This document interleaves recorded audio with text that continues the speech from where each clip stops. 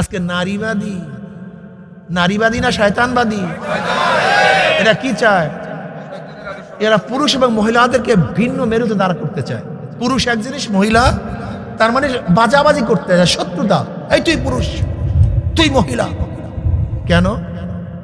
পুরুষ ছাড়া মহিলা, মহিলা ছাড়া পুরুষ এই দুনিয়া থাকবে? আমরা চাই তোমার কোনো টেনশন থাকবে না, তুমি হলো রানী, ঝুলাবা ঠ্যাং আর খাবা। তুমি থাকবা ফুল সুসজ্জিত হয়ে, তুমি সবসময় আনন্দ ফুর্তির মধ্যে থাকবা, কোনো টেনশন কিচ্ছু নাই, তুমি শাহেনশাহ রানী। আরে বিয়াকুব গুলো হইতেছে কর্মচারী, আমরা মনে হইতেছে রানী, আর তারা হইতে চায় বিয়াকুব। কাকে বলা হয় দেখেন তো? মহিলাদের কোনো অধিকার ছিল না। এই যারা নারীবাদী বিয়াকুব, ইসলাম সম্পর্কে জানো না কেন? মহিলাদের অধিকার তো দূরের কথা, মেয়ে সন্তান জন্ম হওয়াটা সবচেয়ে বড় লজ্জার বিষয় ছিল। কোন ঘরে যদি মেয়ে সন্তান জন্ম হইতো কাউর ঘরে, এটা সবচেয়ে লজ্জার বিষয় ছিল। এই লজ্জার কারণে অনেক মানুষ তার মেয়ে সন্তানদেরকে জ্যান্ত অবস্থায় কবর দিয়া দিত। দাহিয়াতুল কলবি রাদিয়াল্লাহু তাআলা আনহু, দাহিয়াতুল কলবি রাদিয়াল্লাহু তাআলা একার হাতে নিজের ঔরাস জাত 70টা কন্যা সন্তানকে নিজের হাতে জাতা দাপন করছে। এই দাহিয়াতুল কলবি রাদিয়াল্লাহু তাআলা জাহিলি যুগে। অথচ আমার নবী আলাইহিস সালাতু ওয়াস সালাম দুনিয়াতে আসার পরে মেয়েদেরকে এমন সম্মানিত করছেন, এমন ইজ্জত আলা করছেন, নবী ঘোষণা দিলেন যার ঘরে একটা কন্যা সন্তান হবে জান্নাতের সুসংবাদ, যার ঘরে 2টা কন্যা সন্তান হবে জান্নাতের সুসংবাদ, যার ঘরে 3টা কন্যা সন্তান হবে জান্নাতের সুসংবাদ। বুঝেন? আমার নবী আলাইহিস সালাতু কি বললেন? দুনিয়ার মধ্য থেকে আমার কাছে 3টা জিনিস সবচেয়ে বেশি প্রিয়। কয়টা জিনিস? নাম্বার 1 নামাজ।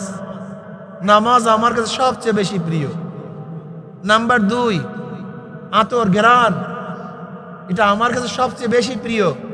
আর নবী আলাইহিস সালাতু ওয়াস সালাম যে রূট থেকে হেঁটে যেতেন, সাহাবারা বুঝতে পারতেন তার ঘ্রাণই নবী আলাইহিস সালাতু ওয়াস সালাম এই রাস্তা দিয়ে চলছেন। শুধু কি তাই, সরদার দো আলম আলাইহিস সালাতু ওয়াস সালামের গায়ের ঘাম মেশক এবং আম্বারের চেয়ে অনেক বেশি সুঘ্রাণ ছিল। এমনকি নবী আলাইহিস সালাতু ওয়াস সালাম যখন রৌদ্রের মধ্যে থাকতেন আর তার শরীর মোবারক থেকে ঘাম বের হইতো, সাহাবিয়ারা যাদের সাথে পর্দা জায়েদ ছিল তারা বোতল ভরত ঘাম। তার মানে এইটা মিশক এবং আম্বার, মিশক এবং আম্বারের চেয়ে সুঘ্রাণ ছিল। নবী আলাইহিস সালাতু ওয়াস সালাম সুঘ্রাণকে খুব পছন্দ করতেন। নাম্বার 3 নবী আলাইহিস সালাতু নেককার মহিলাদেরকে সবচেয়ে বেশি মোহাব্বত করতেন, সবচেয়ে বেশি পছন্দ করতেন। যেই নবী সবচেয়ে মহিলাদেরকে সবচেয়ে বেশি পছন্দ করতেন, নেককার মহিলাদেরকে ভালোবাসতেন, আর তুমি সেই নবী আলাইহিস সালাতু ওয়াস ইসলামকে নিয়ে, দ্বীন নিয়ে, আদর্শকে নিয়ে আজকে নারীবাদী না শয়তানবাদী? এই নারীবাদীরা কি চায় জানেন? ঘরে ঘরে আগুন জ্বালাইতেছে, জালো জালো আগুন জালো। ওরা ঘরে ঘরে আগুন জ্বালাইতে চায়। অথচ মহিলার অর্ধাঙ্গুনি বুঝেন? তুমি অর্ধেক, তোমার ওই স্ত্রী অর্ধেক, এই 2 জন মিলিয়ে তো পূর্ণ। স্ত্রী সারা স্বামী, স্বামী সারা স্ত্রী, এটা চলে কিভাবে? আমরা চাই পার্ট, আমরা চাই কি তুমি আমার পার্ট, আমি তোমার পার্ট। আমরা এইটা চাই, উভয়ের মধ্যে মহাব্বত সৃষ্টি করতে চাই, ভালোবাসা সৃষ্টি করতে চাই। মহিলাদেরকে কি বলা হয়? বেগম। কি বলা হয়? বলে না বেগম সাহেব আসছে। বেগম অর্থ বুঝেন? চিন্তামুক্ত, নিশ্চিন্ত। বেগম, বেগম সাহেবের কোনো টেনশন নেই, কোনো চিন্তা নেই। যত চিন্তা পুরুষের, মহিলা থাকবে কি? কথা বলেন না কেন? বেগম, কোনো টেনশন নাই। খাওয়ার টেনশন পুরুষটার, দেওয়ার টেনশন পুরুষের, বাচ্চার টেনশন পুরুষের, ঘরের টেনশন, রোগের চিকিৎসার টেনশন স্ত্রী কি? জোরে বলেন। ওরা বেগম বাদ দিয়ে বাগাম হইতে চায়।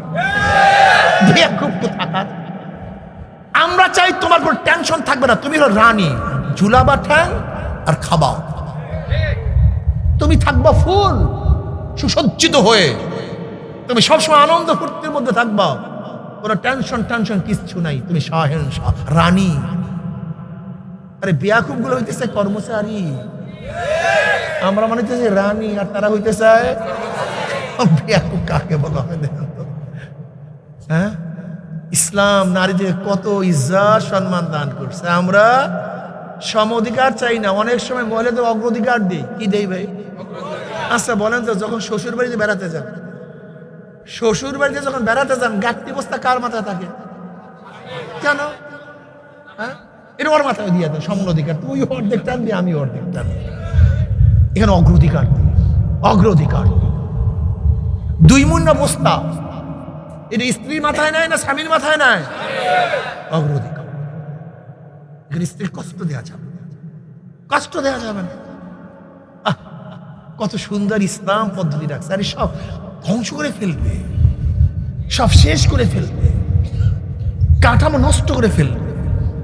এর জন্য দেখেন আমেরিকা এখন ঘোষণা দিয়েছে 2টার বেশি যারা বাচ্চা নেবে তাদেরকে পয়সা দেবে সরকার। দেখছেন শুরু হয়ে গেছে। জাপানে তো এখন টাকা দিয়েও কেউ বাচ্চা নিতে পারে না, টাকা দেয়। রাশিয়ায় ঘোষণা করছে যারা বাচ্চা নেবে সরকার সমস্ত টাকার খরচ দিবে, কিন্তু কেউ বাচ্চা নেয় না, কেউ নিবেও না। আধুনিক হয়ে গেছে তো, সভ্যতা শেষ হয়ে যাবে তো, সব ধ্বংস হয়ে যাবে সব। তুমি কি জানো ওরা ইসলামকে বাদ দিয়ে বিল গ্রেসের মতো গোটা দুনিয়ার মধ্যে বড় ধনী, কিন্তু স্বামী স্ত্রীর মধ্যে কি নেই? আর সারাস্ত্রী হয়ে গেছে, কপাল পোড়া, সারাস্ত্রী হয়ে গেছে, কপাল পোড়ার গুষ্টি। ডায়নার মতো যে রানী, রাজার স্ত্রী, কিন্তু সারাসারি নাই, কার মধ্যে কোনো মিল নেই, ভালোবাসা নেই, হৃদ্রতা নেই। আর তোমরা সেইটাই হতে চাও? হ্যাঁ, তুমি সেইটাই হতে চাও? ইসলাম স্বামী স্ত্রীর মধ্যে এত সুন্দর একটা মিল মোহাব্বতের পদ্ধতি রেখেছেন যা চিন্তা করতে পারবে না। যেখানে ইসলাম আছে দেখবা সেই ঘরের মধ্যে শান্তি আর শান্তি। যেখানে ইসলাম নাই, রাত্র 3টা ঘরের মধ্যে ঢুকলেই ঘেরান নাই, মুখের মধ্যে কি করছো? আবার স্বামী স্ত্রীর মোবাইল চেক করে, কার সাথে ডেটিং করো, কথা কয় না, কার সাথে ফিটিং করো। কিন্তু আমাদের কোনো চেকমেট নেই, কোনোদিন স্ত্রী মোবাইল চেক করার চিন্তাও করি না। স্বামীর স্ত্রী চেক করারও, মোবাইল চেক করার কোনো টেনশনও। আর তোমাদের সাথে টেনশন এইটা, ঘটনা কি করে না করে, কি করে না করে, কি করে, কেন? ইসলাম নেই, দিন নেই। টাকা আছে, পয়সা আছে, কলবে শান্তিটা নেই। টাকা আছে, পয়সা আছে, ঘুম নাই। কোন সময় স্ত্রী চলিয়া যায়, টেনশনে ঘুম নাই। আমরা তো হুজুর মানুষ, দোয়া নিতে আসে কত মানুষ, আল্লাহ বলে হুজুর কি যে খারাপ, কি যে জাহান্নাম। ইসলাম নাই, তুমি শান্তি বুঝো নাই। হে মুসলমান বাবারা, যুবকরা, শান্তির ইসলাম। ইসলাম মানে কি? ইসলাম মানি তো শুরুই হয়েছে শান্তির মাধ্যমে, সব জায়গায় শান্তি। ওমা আরসালনাকা ইল্লা রাহমাতাল লিল আলামিন। নবী রাসূলগণ তো দুনিয়াতে আসছেনই মানুষরূপী জানোয়ারদেরকে মানুষ বানাবার জন্য। মানুষরূপী জানোয়ারদেরকে মানুষ বানাবার জন্য নবী রাসূলগণ দুনিয়াতে আসছেন।